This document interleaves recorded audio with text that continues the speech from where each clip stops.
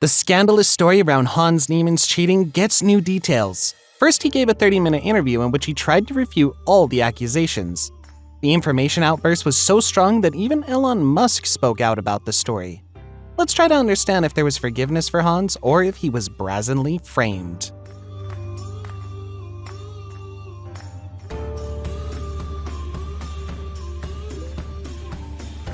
Greetings, dear chess fans and experts. This is FIDE Master Max Omariev with you.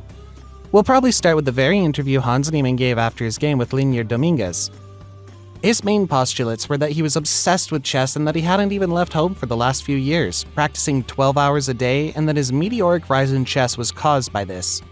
One of the accusations of the public, including Hikaru Nakamura, was about the suspiciously steep rise in his rating. If we look at this graph, back in January 2021, his rating was 2,480. That's just over a year ago. And in a year and a half, his rating has come close to the 2,700 mark. And here, he was at about the same level for 3 years from 2018 to 2021. And so this sharp rise has made many people suspicious. How is that possible? Although if we look at Magnus Carlsen's chart, he also had quite a sharp rise. In 2005, the world champion at the time was 15 years old, and in just over a year, his rating got close to 2,700, plus 200 points in a little over a year. We must agree, this is also quite a sharp rise. Consequently, this argument alone cannot be used to judge the situation. People are absolute idiots because the explanation I'm going to give is going to make you all the top GMs look like total idiots. So, the position, first of all, they said there was zero game, there was a game. Check the database, there's this thing in chess called transpositions. Hans further declared that he would not allow Magnus, Chess.com, and Hikaru to ruin his reputation, because the main arguments were from Hikaru, who in particular pointed out that Magnus had never played such a variation before, so how could he have prepared for it? On what Hans's objective, that there are transpositions in chess, meaning the same position can arise through the other order of moves, and therefore he was prepared. And he called idiots all those who forgot that that position could arise by transposition. To be honest, I checked all the orders of moves, how that position could arise, and I didn't find anything. Well, let's say Magnus more often plays the Catalan, d4, d5, c4, e6, and say he plays knight f3, knight f6, g3. Here there is the move bishop b4 check. It's the third most popular. If Magnus had played knight c3 here and used it often, one would understand. The world champion played knight c3 only once in 2007. Only once. And there was dc, bishop g2, knight c6.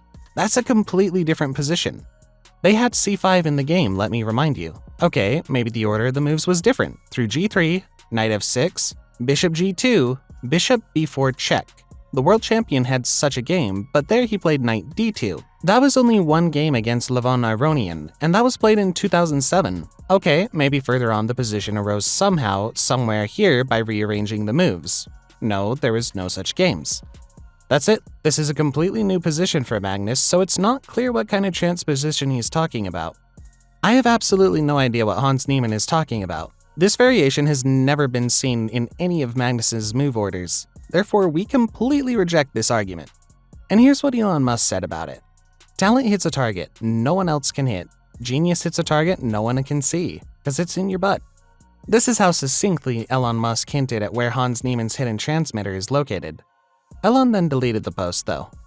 Hikaru Nakamura released a response video in which he does not retract his words, but he does not say anything new either.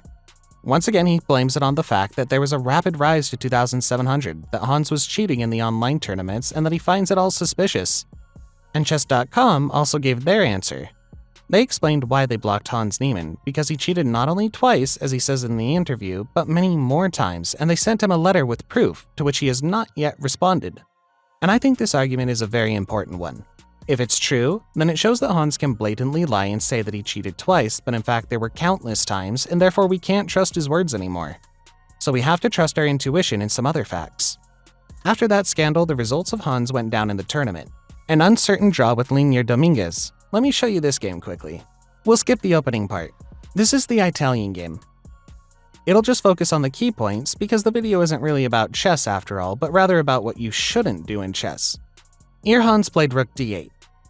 The move is quite strange considering that usually black breaks through somehow on the queen side. This move doesn't prepare d5 because pawn on e5 hangs and the sense of this move gets lost. It was better to play either b5 or bishop b6, bishop c7, after rook d8, a5, bishop b8. The pawn's protected. Bishop a4 and c4 blocked the center. White pieces are more active, and here Leinier played the following way. Black has a difficult position, ground fighting. There was a mistake. Here, Leinier Domínguez made a serious mistake. He took b5, after which the position began to deteriorate and black managed to make a draw. A more accurate decision for white here would be to give check on e6, and here it would be quite easy for white to win. Because they have a very active knight, black pawns are, and the b5 knight is out of play.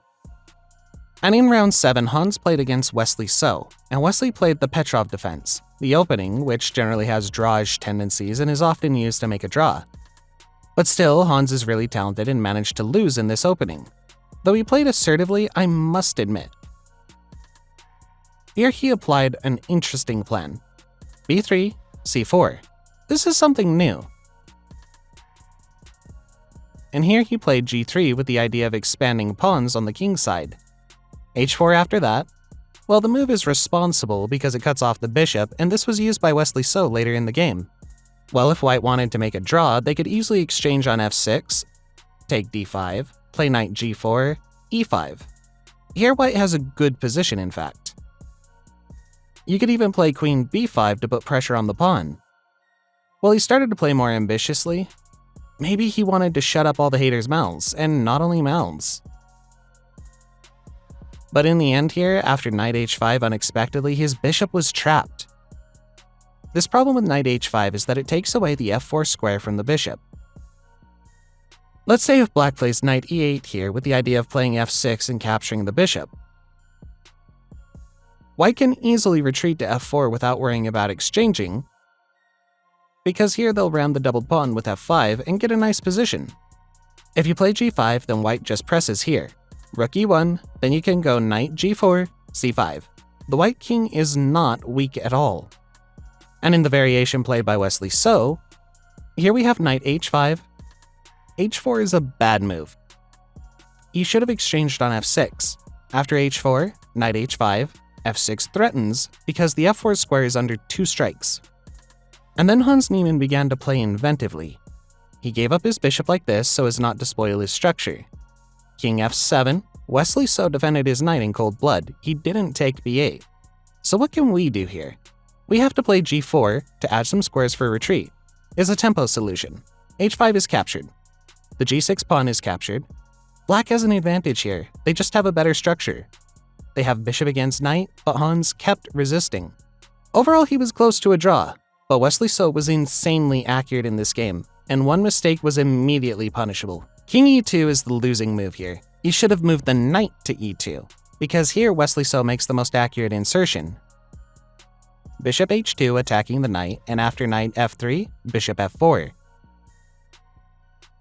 This is an awesome maneuver, provoking exchange on his own terms. Now after queen e4, de knight is in a clumsy position. We have to play knight e1, and here black king breaks through, pawn is weak.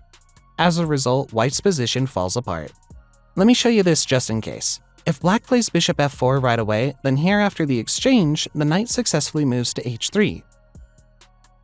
If bishop c7, then king e3, the pawn hangs. If bishop c1, then f3, we exchange the e4 pawn, and here white has enough resources for defense.